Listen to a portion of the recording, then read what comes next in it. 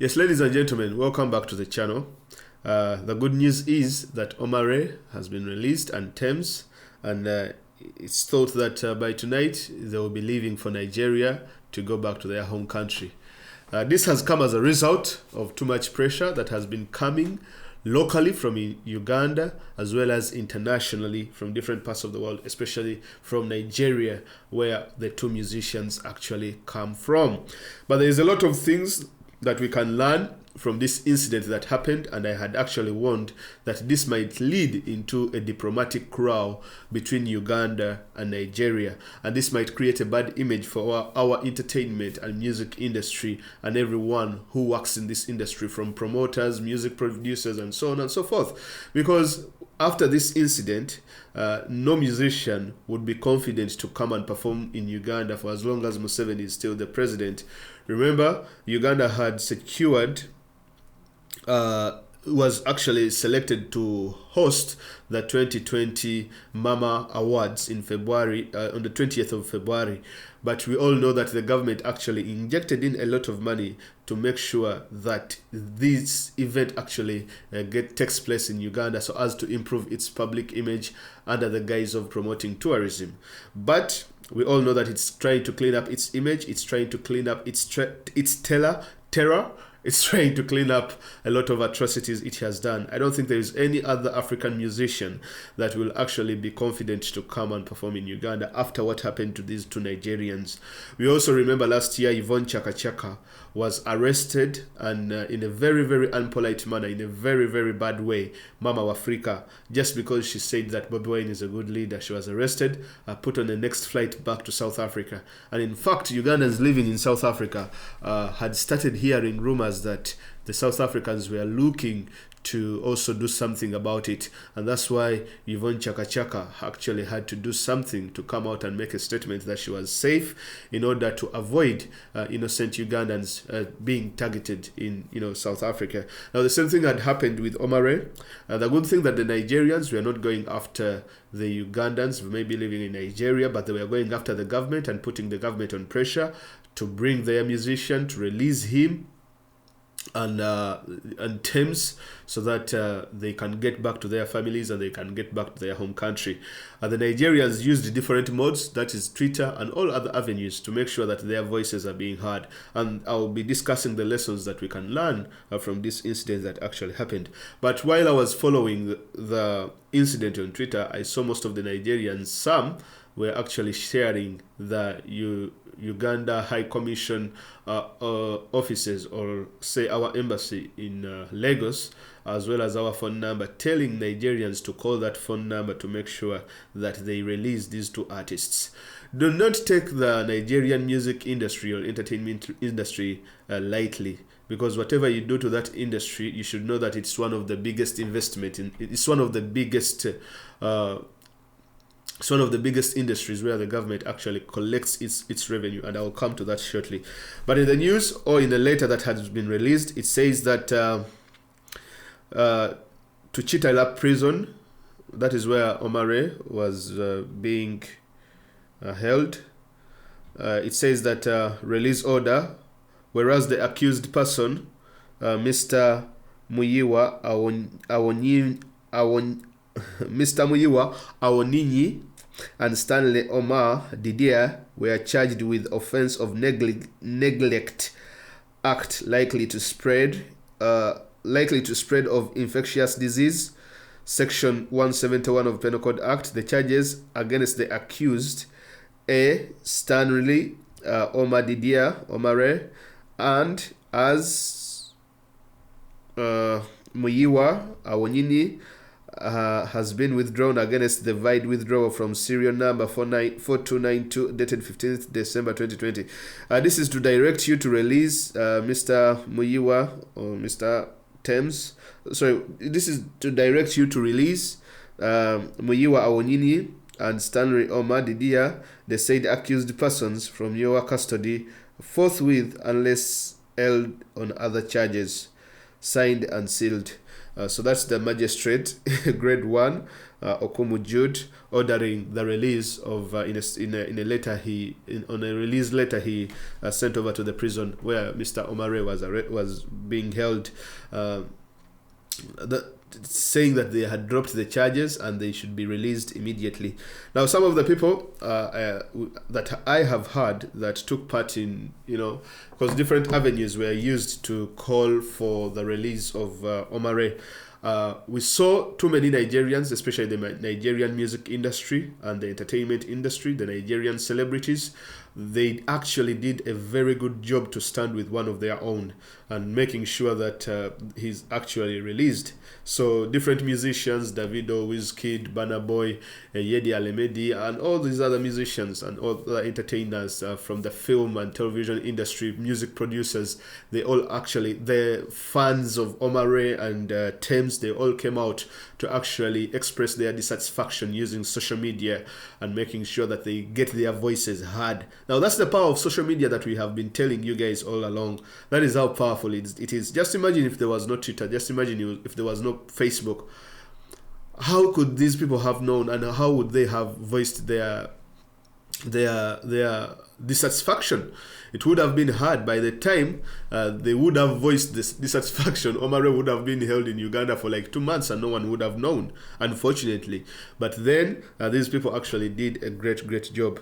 Now, as things escalated, it is alleged that it reached at a diplomatic level whereby the Nigerian Ministry of Foreign Affairs had to intervene and make sure that Mr. Omah and Thames actually get released, and they said they were working on They were working on the incident by yesterday.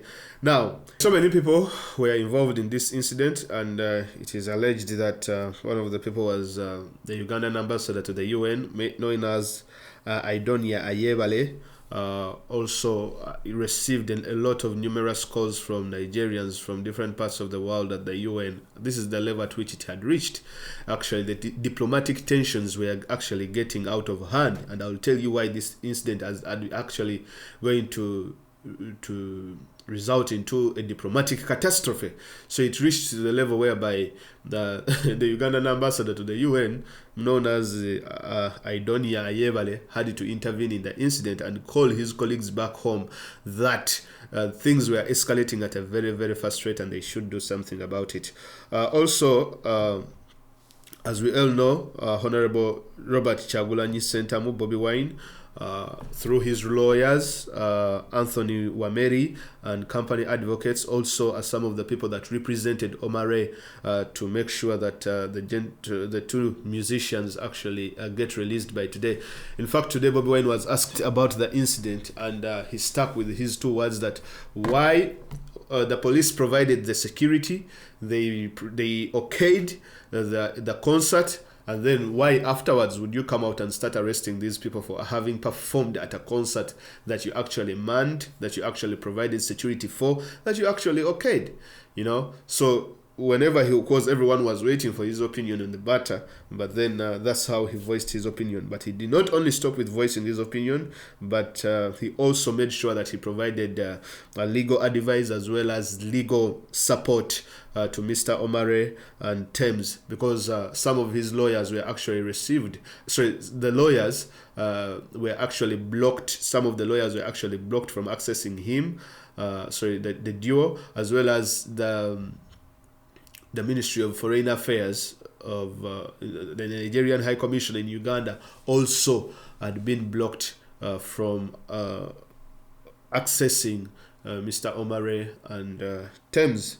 Now, so it was escalating at a very fast rate because the Nigerians were actually putting a lot of pressure on their government. The government of Nigeria was also putting a lot of pressure on the Ugandan government. So in the end, the Ugandan government had to bow to pressure and drop all charges against Omah and Thames. Now, for us, we might be looking at these things at a smaller, in a smaller kind of perspective, but we should all understand and look at it in the bigger scope. How do the Nigerian artists, or how do the Nigerian musicians get such kind of power, to be able to pressure, a foreign government to release one of their own people? because it is a very, very interesting factor that these guys were actually dropped with no charges, these two musicians. The Nigerian entertainment industry, that is the film, the television, as well as the music, is one of the biggest in the world. Actually, Nollywood is the second largest film industry in the world after Hollywood. Then the music industry, of course, is one of the fastest growing in Africa. Actually, it is the fastest growing and it's one of the best in Africa, depending on how you look at things. But there is no doubt that the Nigerian entertainment industry is one of the industries that the Nigerian government has heavily invested in. The industry has created over 1 million jobs for the Nigerian people and contributing over 1.4% to the total GDP of Nigeria. That is just for the Nollywood. That is just Nollywood. That is around something like 738 million US dollars. It is projected that before the projection, 738 million US dollars annually that the government gets from just Nollywood, or from what we call Nigerian movies. Those of us who grew up watching these movies, especially in the 90s and the early 2000s, we can testify to this. They actually became more popular than the Hollywood movies that we were actually watching, the Nigerian movies and all that kind of stuff. So it's a very big industry. So it has a very big impact and influence on people from sub-Saharan Africa and different parts of the world. Then also the Nigerian music is a very, very interesting. It's very interesting music because some of their big artists or some of their big songs and all this kind of thing, they're heavily invested in the music industry. The industry contributes roughly around I think 70 million US dollars per year, and that is all part of the entire entertainment industry. So if you touch one musician, or if you touch one actor or film producer or whatever coming from Nigeria, just know that you're touching the Nigerian economy. And that is what is actually happening today, that whenever you touched Omah and you touched Thames, you actually touched the entire industry, the entire music industry, the entire entertainment industry that contributes 2.4% in total GDP of the Nigerian economy. Now, projections show that by 2020, the entire industry will actually, this year, just because of COVID-19, of course the projections have not been right, but by 2020 they had projected, that is according to PricewaterhouseCoopers, they had projected that the industry will be actually making something like 1 billion US dollars per year. That is for Nollywood, the music industry, and all the other entertainment industry, and employing plenty of people. So just do not look at Nigerians fighting for their musicians or their actors and just think that they are doing this just for fun, but also they are saving their own economy, they are saving their own industry, they're trying to stand up for themselves. Of course the industry has its challenges. I won't speak for the Nigerian entertainment industry, but every industry has its own challenges. But what I'm trying to show you is the level at which these people are compared to the level at which our artists, the Ugandan artists, are at. Because the Ugandan artists or the Ugandan music industry, you can't even get the statistics. It is hard for you to find the statistics that are spot on or that are right, and that show the contribution of music, that show the contribution of film, and so on and so forth. Actually, that is if we even have a film industry, because the people who are in film and drama, there are people that are actually struggling to survive, and that kind of stuff. But for the Nigerians, when you look at a Nigerian musician and the investment they put themselves in, the quality of videos, the quality of production, the quality of producers, everything is really good. All these things we can also achieve in Uganda. That is if we have a president that really does understand that we have almost 80% of the youths in Uganda are actually interested in performing arts, in creative arts, in things like music, in things like drama, in things like film, television, internet, all sorts of things. Those are the things that the youths today do understand, and that is one of the things that the Nigerians have actually invested heavily in, to the extent that they have attracted different music studios globally,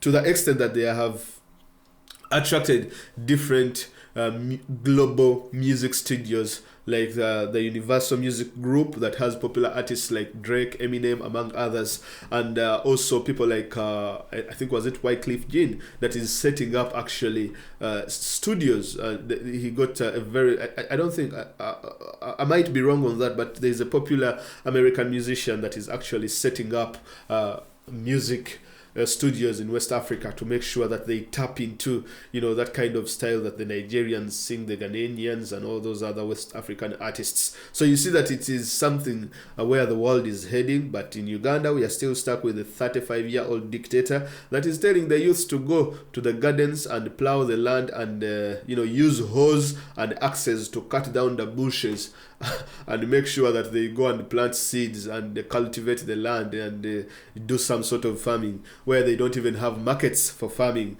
But the Nigerians have actually figured this out, that you can have a shortcut and you can invest in the music and television as well as the film industry, and you can get a return back on your investment, because everyone at least knows Nigerian musicians, everyone knows Nigerian football players, everyone knows Nigerian movies.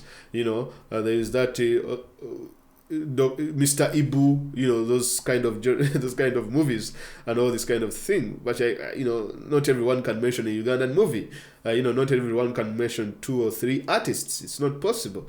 You know, so the thing that we can learn from this entire incident that happened is that the Ugandan musicians or the Ugandan entertainment or performing artists, they need to come together and they need to show that they can stand in solidarity with their fellow artists, with their fellow musicians and fellow film producers and so on and so forth. That if you touch one of them, you have touched the entire industry, irrespective of your political affiliations, irrespective of your beliefs and so on and so forth. Because if you don't do that, the enemy or people who doesn't want your industry to thrive and to prosper, they will just come in between you and try to divide you up, where they will create one side is for the enemies and then the other side is the one that is righteous, as things are today. And by that, it will mean that even if your fellow musicians are being persecuted, there is nothing you'll do about it, and no one is going to fight for you unless if you start fighting for yourselves as well.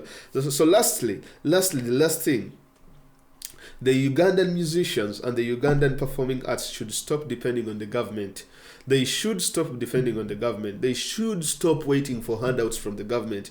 Every time musicians in Uganda are waiting for the government to give them a free venue, to give them a free you know, to pay for their rent, to pay for their music videos, and in turn they do not remain with their independent mind, but they are being told that you have to sing about things that praise the government, and you must make sure that you sing about things that actually insult or that actually oppose, or you know, you have to sing demeaning things against the people who are against the government.